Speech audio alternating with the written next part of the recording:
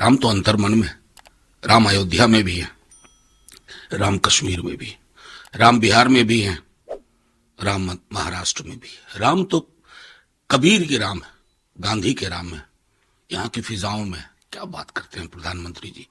आपने अयोध्या में एक न्यायिक निर्णय के बाद प्राण प्रतिष्ठित किया, लेकिन ये ना कहिए राम कहीं नहीं थे। बापू के तो हर क्षण में, हर काम में राम थे। उन चीजों को बिसराइए मत, ये आपसे आग्रह करूंगा।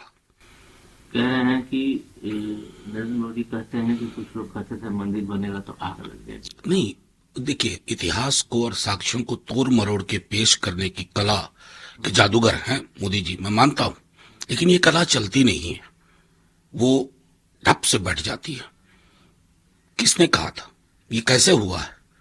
न्यायिक प्रक्रिया से हुआ है ना। आपने तो इसको बीजेपी आरएसएस का इवेंट बना दिया, चलिए आपको मुबारक हो। लेकिन जिस राम में आपने प्राण प्रतिष्ठा की है ना, अगर यहां भी आपके प्रतिष्ठित हुए हैं और आपके लोगों में आज वही राम कहेंगे अब हो गया, काम कब करोगे? काम करिए।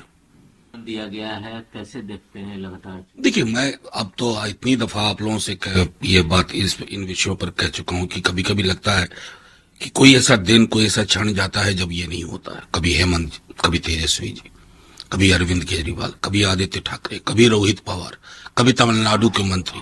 तो ये एक पैटर्न है। अरे ये तो ऐसे एजेंसी है, 4 गरीब किसानों को भी समन दे दिया था, पता भी नहीं था, उनके पास 500 रुपए नहीं थे, लेकिन समन पहुंच गया। तो ये समन राजनीतिक उपकरण है, इसको ईडी का समन ना कहिए, अब कहिए प्राण प्रतिष्ठा के बाद फ्रेश अब ये पॉलिटिकल उपकरण की तरह इसका इस्तेमाल होगा। ममता बनर्जी सवाल खड़ी करती है बीजेपी पर कि क्या आप लोग एनटीवी में कभी आपने सीता को मेंशन किया? ये बिहार से ये सवाल कई दफा उठ चुका है।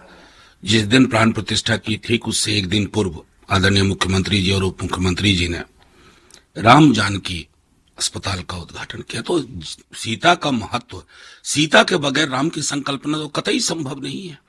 तो इन्होंने जो नारा गढ़ा उसमें सीता को लुप्त करने की कोशिश की, लेकिन अंतर्मन में जो राम है, ये हिंदुस्तान की फिजा में जो राम है, उसमें सीताराम ही चलेगा और उसको आप कभी विलग नहीं कर पाएंगे। उद्धव ठाकरे के पिटीशन पर विधायकों का जो मामला है, एकनाथ शिंदे को सुप्रीम कोर्ट ने नोटिस जारी। देखिए, वो जो कुछ भी हुआ गलत हुआ है, वो न्याय संगत प्रक्रिया का इस्तेमाल नहीं हुआ है, माईवे और हाईवे में इस्तेमाल हुआ है।